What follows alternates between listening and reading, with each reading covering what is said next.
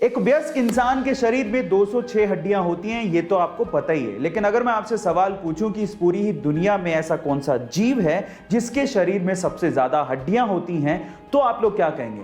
चलिए मैं आपको बताता हूं। वो जीव है पाइथन यानी कि अजगर, जिसके शरीर में 1800 के करीब हड्डियां होती हैं। तो चलिए सबसे कम हड्डियों वाला जीव कौन सा है, क्या आप जानते हैं? चलिए मैं आपको बताता हूं, वो है शार्क। और मैं आपकी जानकारी के लिए यह भी बता दूं कि गैंडे की जांघों की हड्डी को सबसे मजबूत हड्डी माना जाता है। गाइस, आपको हड्डियों के ये फैक्ट्स कैसे लगे चैट सेक्शन में जरूर लिखिएगा, और ऐसी अमेजिंग वीडियोस के लिए यूट्यूब पे हमारे चैनल को सब्सक्राइब कर लीजिएगा, वीडियो को शेयर करिएगा और लाइक करना मत भूलिएगा। मिलता है अगली वीडियो में।